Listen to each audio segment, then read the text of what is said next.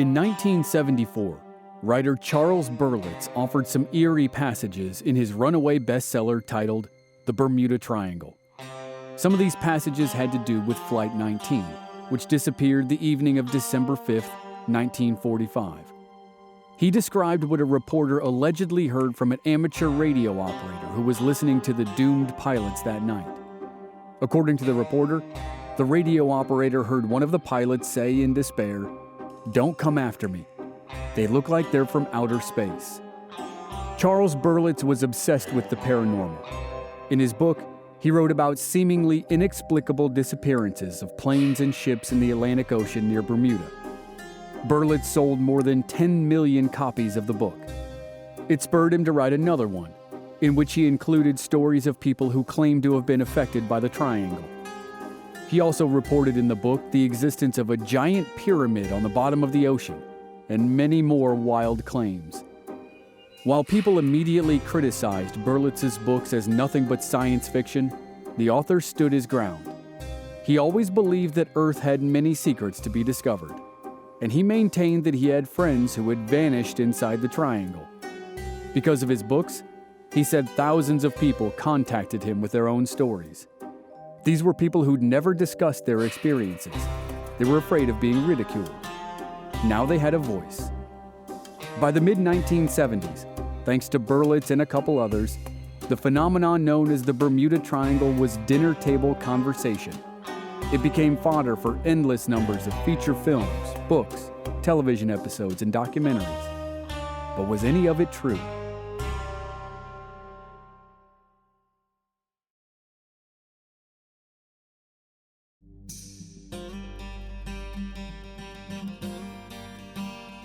From Black Barrel Media, this is Infamous America.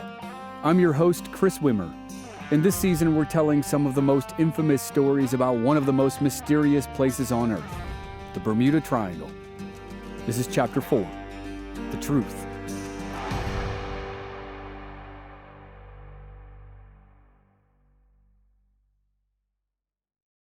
Charles Berlitz said he could speak 3 different languages by the age of 3. He'd even created a 4th one of his own. Berlitz was the grandson of the founder of a string of language schools. His family was wealthy. Young Charles had several governesses, all of whom spoke different languages.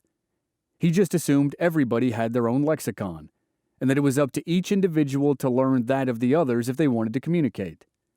By the time he was in his mid-teens, Berlitz spoke 8 languages fluently.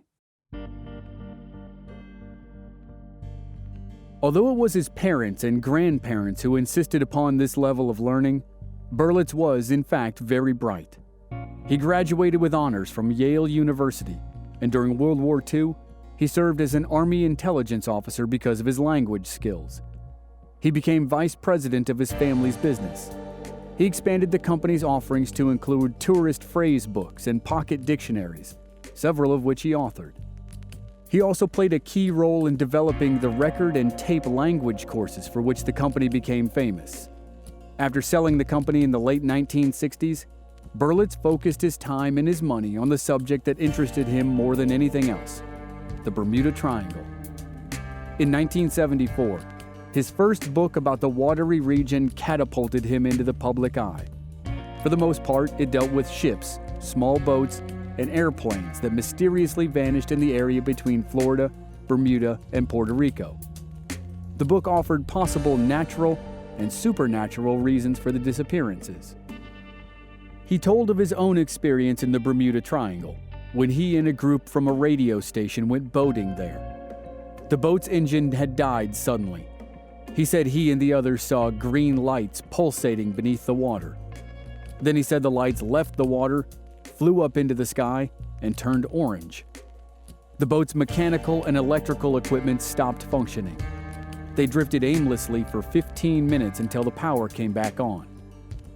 Over the course of just a couple years, Berlitz's book sold more than 5 million copies and was translated into 20 languages. In response, many other authors wrote books about supernatural occurrences in the Bermuda Triangle. And there were some books put out by authors who discredited Berlitz's research. But those books didn't sell nearly as well. Berlitz was encouraged by his success, and he wrote a sequel. He talked about his childhood fascination with ancient languages, particularly hieroglyphics. From there, he said it was a natural step to want to study the lost continent of Atlantis. He said Atlantis drew him to the Bermuda Triangle because he suspected the lost continent might be rediscovered under its strange waters. Berlitz insisted that he and other divers had found man-made pillars, roads, and what appeared to be tiles beneath the sea. He theorized the civilization of Atlantis had not only existed in the Bermuda Triangle, but that it had discovered advanced forces. He said that when Atlantis was destroyed, maybe those forces continued on. Furthermore, Berlitz wondered, what if those forces coalesced into a great power center that exists on the bottom of the sea?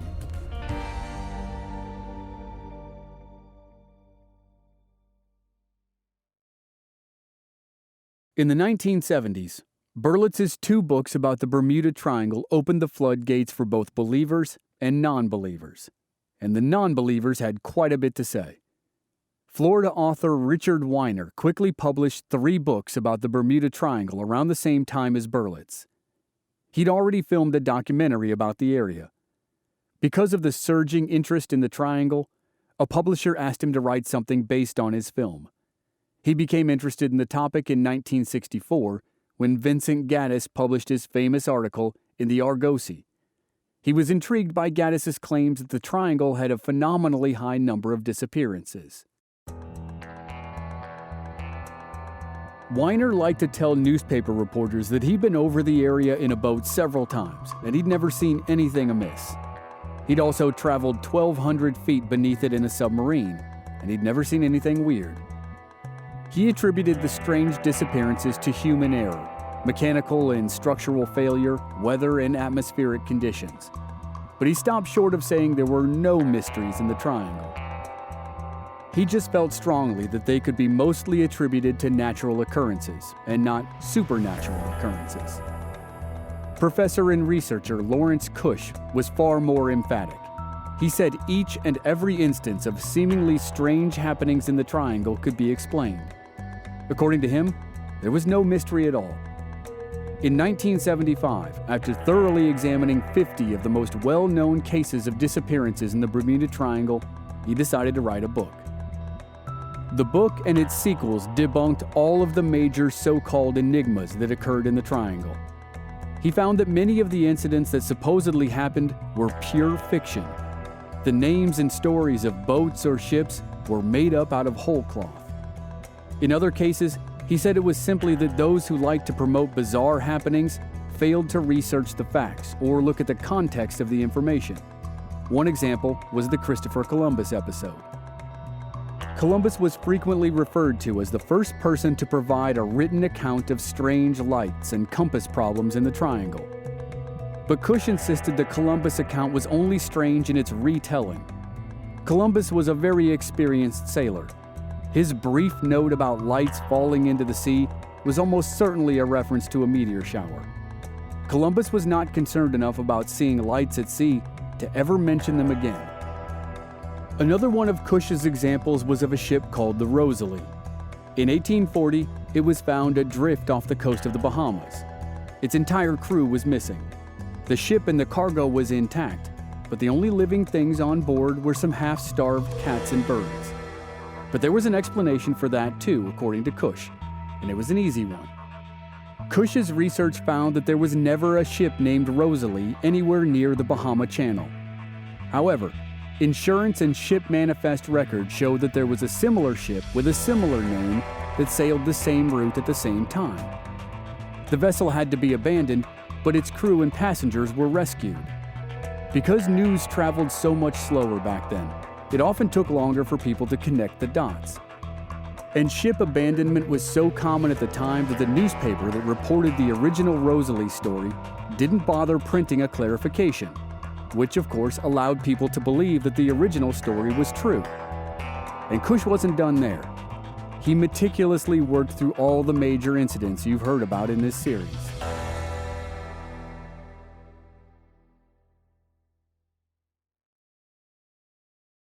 Cush gave similar explanations for dozens of other ships that seemingly disappeared without a trace in the Bermuda Triangle, one of which was the mystery ship discovered by the Ellen Austin. In 1881, the Ellen Austin was on her way from London to New York when she discovered an abandoned ship in the Bermuda Triangle. As the story goes, the captain placed some of his own crew on the mystery ship, and the two sailed side by side. During a storm, the Ellen Austin lost contact with the other ship. When the weather cleared, the Ellen Austin caught up with the other ship again, only to find there was no one on board. Their fellow crewmen were gone. Professor Cush maintained that the story of the Ellen Austin and the mysterious second ship with the vanishing crew was just that, a story. Various writers constructed inaccurate stories of the incident from an unreliable original source. Over time, the stories evolved and the details changed to the point where it's impossible to know what, if anything, actually happened. The details couldn't have been known by anyone except the men who were there, so it seems likely that the writers just made them up. And sometimes, as Cush pointed out, certain incidents may not have happened in the Bermuda Triangle at all. He focused on one of the more intriguing stories of an American experience. In March 1918, the enormous cargo ship USS Cyclops disappeared on a voyage between the island of Barbados and Baltimore, Maryland. Barbados is only a couple hundred miles from the coast of Venezuela in South America. That's 1,500 miles from the Bermuda Triangle and more than 2,000 miles from Baltimore. Cush argued that the ship could have disappeared anywhere between Barbados and Baltimore. There's no hard evidence to show that it disappeared in the area we now call the Bermuda Triangle. Still, proponents of the paranormal point to the lack of a distress call as evidence of something otherworldly. But as Cush and others point out, communications in 1918 were unreliable. It wasn't unusual for a rapidly sinking vessel to not have a chance to send a successful distress call before going under. All told, Professor Cush provided earthly explanations for dozens of ships and planes that had gone missing in the Atlantic between Miami, Bermuda, and Puerto Rico. And one of the more damaging arguments against paranormal activity was that the number of ships and planes that went missing in the Triangle area was not unusually high compared to other parts of the world. In fact, its loss rate might even be smaller when its high traffic volume is taken into consideration.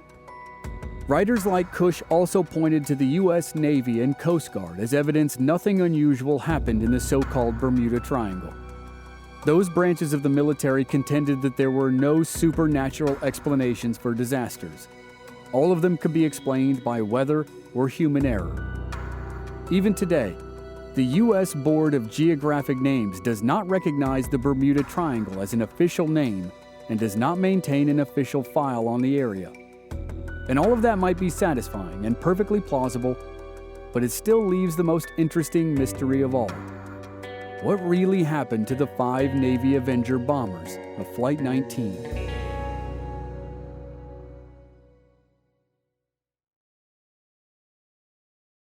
The Navy's 500-page report about its investigation remains its official stance.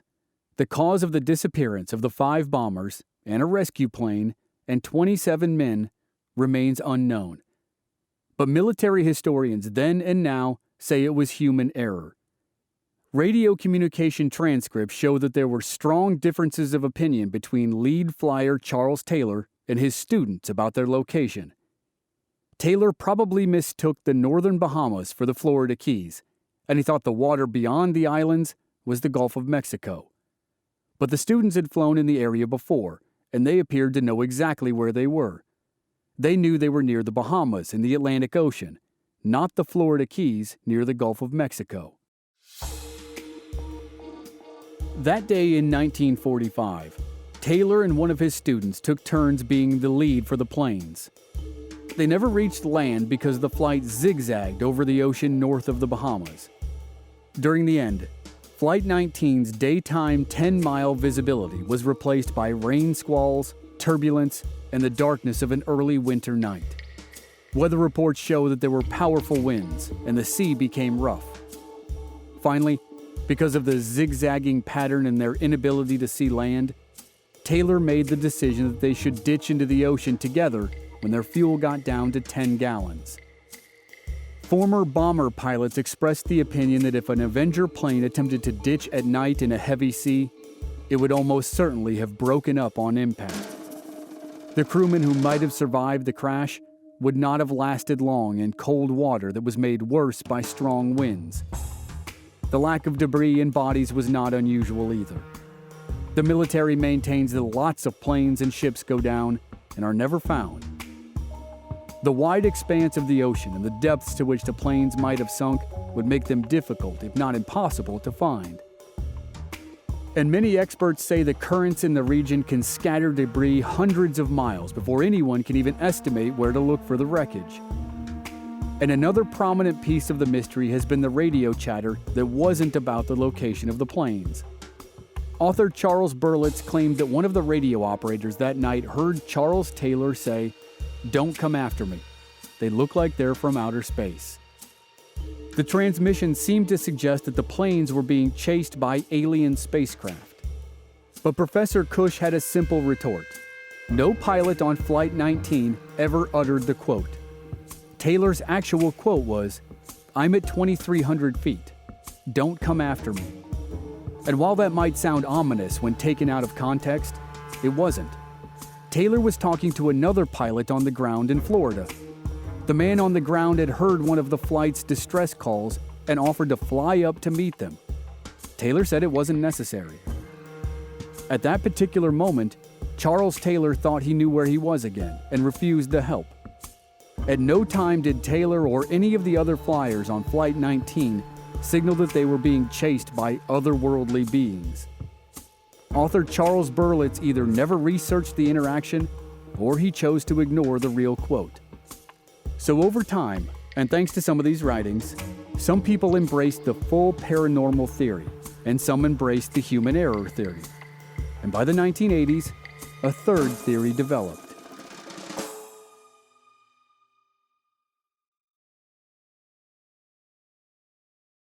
Over the decades, a sort of middle ground theory about the Bermuda Triangle has formed.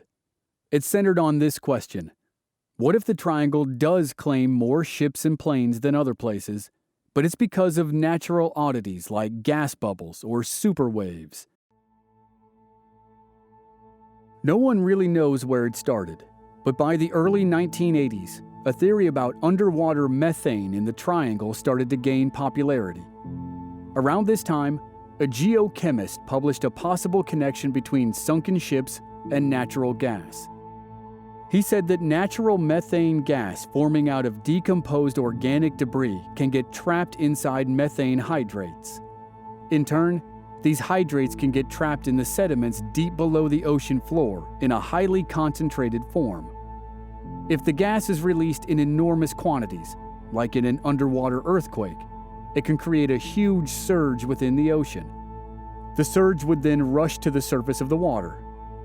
A ship passing over the area can quickly sink because methane can substantially reduce the density of water. As a result, it would lower the required buoyancy that keeps the ship afloat. So basically, these pockets of ocean water act like trap doors.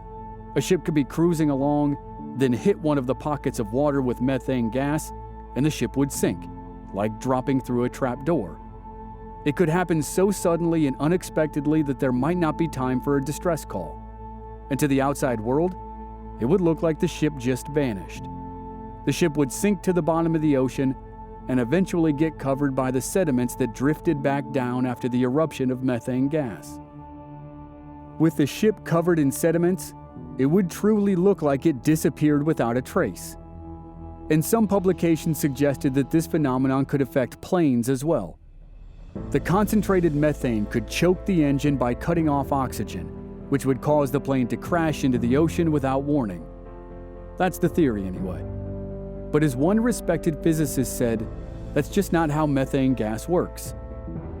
Any stored natural gas trapped under the seabed would simply disperse in the water before it could cause any surge. In other words, methane gas bubbles could not cause ships or planes to disappear. So if methane gas isn't causing giant pockets of thin water to essentially swallow ships, then maybe a more violent force of nature is to blame.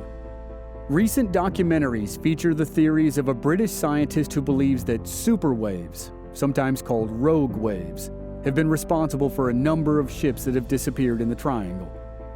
According to the National Oceanic and Atmospheric Administration, rogue waves are steep and tall, and they often hit unexpectedly.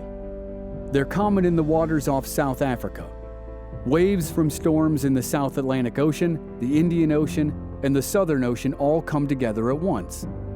According to one oceanographer, there have been disappearances of big container vessels and tankers off South Africa for years. The same thing happens in the Bermuda Triangle, where storms can come from all directions. If each wave can reach over 30 feet tall, occasionally they can collide at the right moment and create a rogue or freak wave that can be over 100 feet high. That's a wall of water 10 stories high crashing onto a ship. That would sink almost anything. But of course, by the very nature of rogue waves, it's almost impossible to prove that they were responsible for lost ships.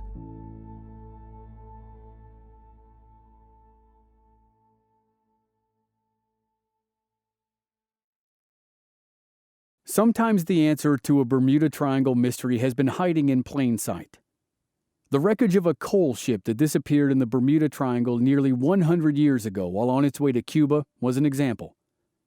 The American merchant steamer SS Cotopaxi has long been the subject of conspiracy theories and hoaxes after seemingly vanishing without a trace during a routine voyage in 1925. The Cotopaxi left Charleston, South Carolina on November 29th and headed for Havana, Cuba. It vanished, and so did the 32 people on board. The disappearance baffled investigators, but now it seems like the case wasn't mysterious after all. Searchers never found any wreckage. They never found lifeboats or bodies or anything. The mystery grew over the decades, to the point where it was included in Steven Spielberg's movie Close Encounters of the Third Kind. In the film, the ship was found lying on its side in the Gobi Desert in Mongolia, supposedly deposited by aliens. In real life, reports as recently as 2015 claimed the Cotopaxi had reappeared near a restricted military zone off the coast of Cuba, but the reports have been dismissed as a hoax. Around 2005, a marine biologist and shipwreck explorer started looking for the lost ship. Among other things, he searched the archives of the ship's insurance company, Lloyd's of London. In the insurance archives, he found documents proving that the Cotopaxi sent out a distress signal on December 1st, 1925, something that historians had missed. The signal was picked up in Jacksonville, Florida, which meant the ship must have sent it near the coast of St. Augustine. St. Augustine, Florida was a thriving port in colonial times, and the waters near it are littered with shipwrecks. Most of them are from the 16th and 17th centuries, but the explorer wondered, could one of the wrecks be a newer ship like the Cotopaxi? In fact, many local divers and fishermen already knew of a ship that seemed newer. It was located a little further off the coast than many of the colonial wrecks. They nicknamed it Bear Wreck, but no one knew its original name or story. The explorer dug into paper records even further. After the Cotopaxi went missing, the crew members' families sued the company that owned the ship. The families had found the ship's carpenter, who testified that the ship had broken hatch covers. If water sloshed aboard the ship and ran down to the cargo hold, the broken covers meant the ship could flood and sink. The explorer and his colleagues also found the coordinates of the ship's probable route, as well as written descriptions of the machinery on board. Those two things lined up neatly with the location and the array of artifacts found at Bear Wreck. Armed with all this information, the searchers guessed at the story of the Cotopaxi. They thought the ship was operating under extreme financial pressure and probably left Charleston without the right equipment to handle a major storm. Then about 200 miles into its journey, near St. Augustine just south of Jacksonville, Florida, the ship slammed into a monstrous, fast-moving storm. Waves flooded the ship, which had faulty hatch covers, and it sank quickly in shallow water. Now, 95 years later, divers are confident they found the missing ship. In September 2020, just 2 months before this episode aired, it appears likely that the Cotopaxi lies on the floor of the sea 35 miles off the coast of St. Augustine, more than 300 miles from the Bermuda Triangle.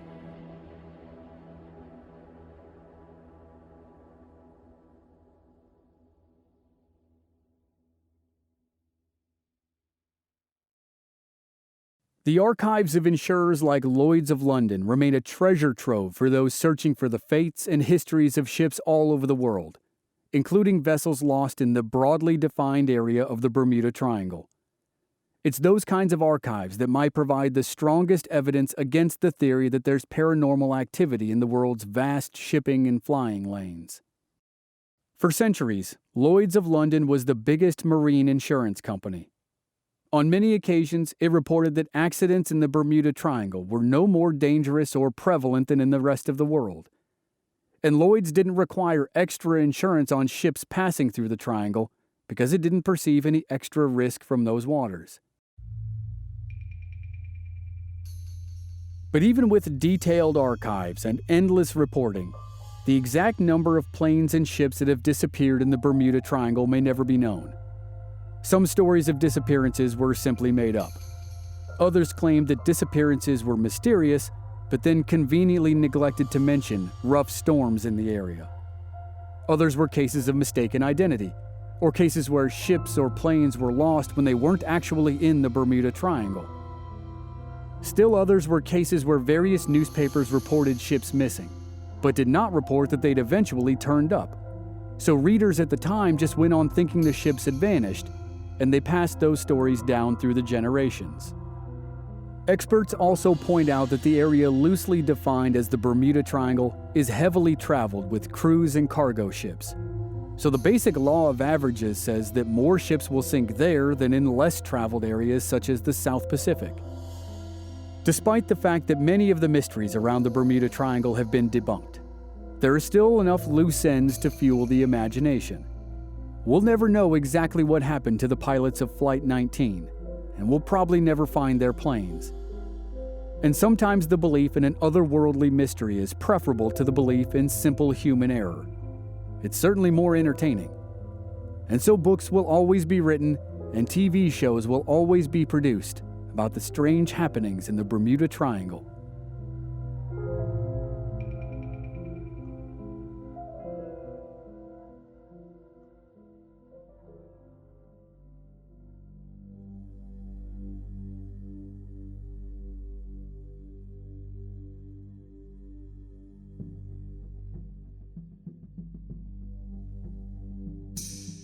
Next time on Infamous America, we're going to do a big crossover event with our other podcast, Legends of the Old West. On Legends, we'll tell the story of Texas Ranger Frank Hamer. And here on Infamous, we'll tell the much-requested story of the two notorious outlaws he brought down, Bonnie and Clyde. All that begins in January. If you want the full story, be sure to subscribe to both shows. And to get early access to binge both stories before they're available for everyone else, sign up for our Black Barrel Plus membership program. You'll find the link in the show notes of this episode or on our website, blackbarrelmedia.com. Plans begin at just $5 per month.